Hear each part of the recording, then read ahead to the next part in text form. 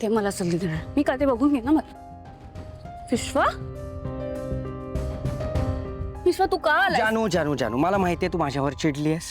न्यायला येऊ नकोस, ड्रॉप करायला येऊ नकोस हेच सांगशील आणि मला मान्य आहे ते. No two ways about it. But मी तुझ्या आजूबाजूलाच असू नये असं जर तुझं म्हणणं असेल ना तर सॉरी, ते होणार नाही. कमॉन जानू, मला जेन्युइनली काळजी वाटते तुझी आणि तू सेफ आहेस की नाही हे मी क्रॉस चेक करत राहणार. मग तू माझ्यावर चिडलीस तरी हरकत नाही. आय एम सो सॉरी विश्वा. मी खूप बोलते ना रे तुला, पण मी काय करू. कधी कधी मला काय होतं ना माझं मलाच कळत नाही आणि मग मी ना एकदम अशी वियर्ड काहीतरी वागायला लागते. मी खूप बोलते ना रे तुला, खूप इन्सल्ट करते ना तुझा. नाही जानू, इट्स ओके. मैत्री तसं होतं यार. आणि एनिवे तू सध्या लाईफमध्ये एवढं फेस करतेस की तुझं फ्रस्ट्रेशन या मित्रावर नाही काढणार तर कोणावर काढणार. सो डोंट वरी, मैत्रीत एवढा इन्सल्ट तर चलताय यार. खरंच मॅड आहेस. बरं, काय इंटरव्ह्यूसाठी आली होतीस? हो. मग मी एक सजेशन दिलेलं चालेल का? अरे विचारतोयस काय, बोल ना. Okay great. हे बघ जानू, मला असं वाटतं की तू जॉब न करता तुझं काहीतरी सुरू कर ना. Because see you are talented, skills आहेत तुझ्याकडे आणि लिडरशिप क्वालिटीज पण आहेत अगं. सो तुझा एखादा बिझनेस सुरू कर ना. आणि आता तू म्हणशील बोलायला लागलो तर थांबतच नाहीये, बट मी काय आयडियाज पण काढलेत आणि तुला आयडियाज मी लगेच आत्ताच्या आत्ता टेक्स्ट पण करतो. तू घरी जा, वेळ घे, वाच and decide for yourself. Saint.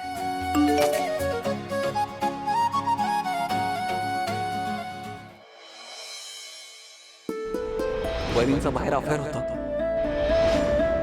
आणि ते बाळ त्या अफेअर मधूनच होतं.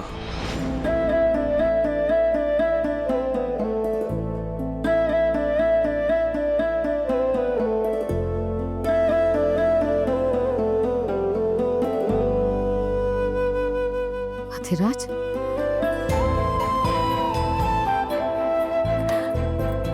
मला माहितीये तुला खूप वाईट वाटलंय. असं एकटं नको ना.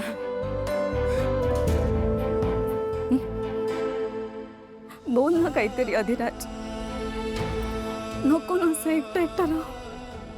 घरात एवढं सगळं झालं पण एक शब्द सुद्धा बोलला नाहीस तू. तुला काय वाटतं ते सांग ना. हा, बोल ना काहीतरी. माझ्या बोलण्याला किंमत नाही, घरच्यांनी मला तरी किंमत का द्यावी? अधिराज, असं काही नाहीये रे बाळा, खरंच काही नाहीये. असंच आहे ग. सांगू दे मला. अधिराज, अरे जिथे माझ्या बायकोने मला किंमत दिली नाही तिथे घरातले लोक का किंमत देतील? तुला कोणी काही बोललंय का? तुला सिद्धू काही बोलला? आई काही बोलल्या का? हे काही बोलले तुला? काय पहिलेपासून माझ्यासोबत असं होत आलंय सगळं. अधिराज, माझ्याकडून तू कधी दुखावला गेलायस का? नाही काय अगं, तू जगात कधी कोणाला दुखवलं नाही, मला का दुखवशील तू? तुला एक सांगू, तुझ्या त्यानं मी स्वतःला बघतो. म्हणजे बघ ना, आपण दोघेही घरात असलो काय नसलो काय कुणाला काही फरक पडत नाही. इनविजिबल आहोत आपण, अगदी हतबल झाल्यासारखे आहोत. आणि कित्येक वर्षापासून आपण याच फेजमध्ये असं झाल्यासारखं वाटतं. पण हे जे सगळं काही सुरळीत चाललंय ना, सगळं व्यवस्थित छान छान चाललंय, सगळं तुझ्यामुळे. माझा तर तो पण उपयोग नाहीये. कम्प्लिटली युजलेस आहे. कम्प्लिटली युजलेस आहे. अरे नको अधिराज, एवढा त्रास करून घेऊस असं काही नाही. असं नको बोलूस तू. हे बघ, हे सगळं ना सगळं सोडून द्या आता. मला माहिती आहे हे बोलणं खूप सोपं आहे, पण खरंच सांगते, आयुष्याला ना आता नव्याने सुरुवात कर. त्या सगळ्या ज्या वाईट गोष्टी घडल्यात ना तुझ्या आयुष्यात त्या सगळ्या आता सोडून दे.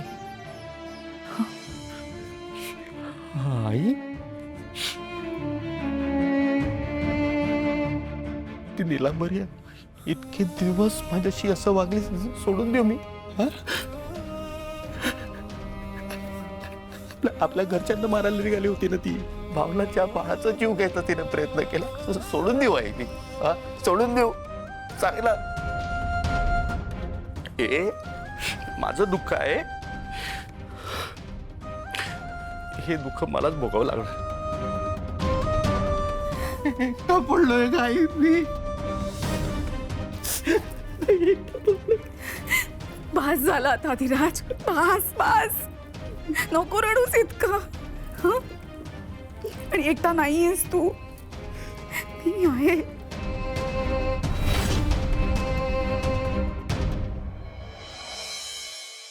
भावना, आई, बाळा, कशी आहेस तू?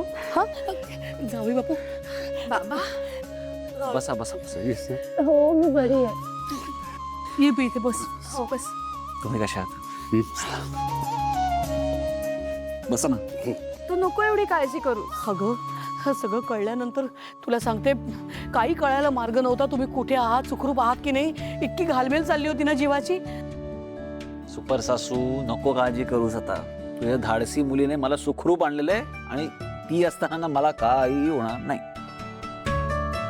भावना, तू जे धाडस दाखवलंस त्याबद्दल आम्हाला खूप कौतुकच आहे.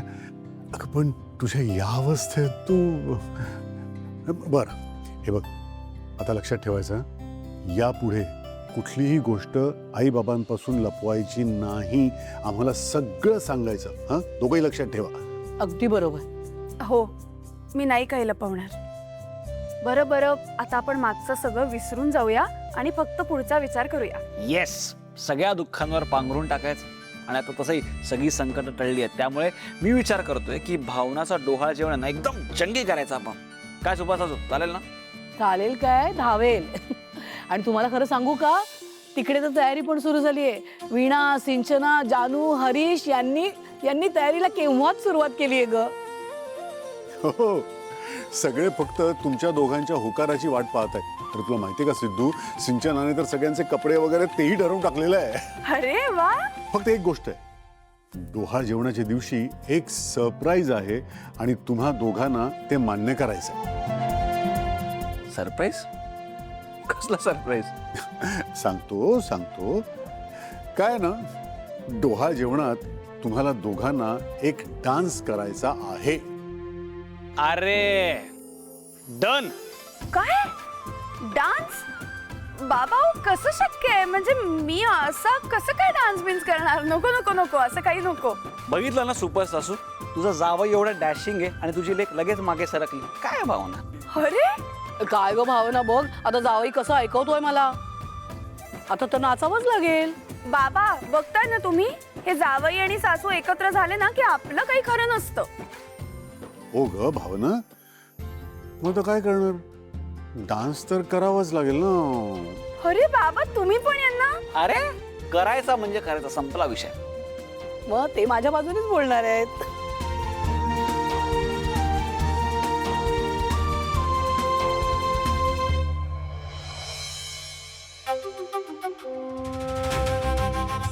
कोणी माझा पाठलाग तर करत नाहीये ना?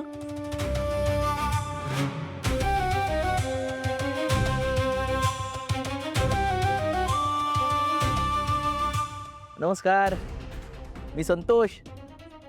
तुम्ही माझा पाठलाग करत होता ना? मी तुमचा पाठलाग नाही हो. खोटं बोलू नका. खोटं नाही, खरं बोलतोय मी कशाला तुमचा पाठलाग करू. नाही, पण मला रस्त्याने तुमच्यासारखी बाई जाताना दिसली म्हणून म्हटलं बघूया कोण आहे ते. तर नेमक्या तुम्ही निघालात. तुम्ही असे इथे रस्त्यावरून नाही, म्हणजे गाडे पाटलांची मोठी सून, गाडी घोडे न घेता विदाऊट ताफा असं रस्त्याने चालत निघाली, ते पण बॅग घेऊन. घरातून काढलं की काय तुम्हाला? का आता तुम्ही नगराध्यक्ष पण नाहीत?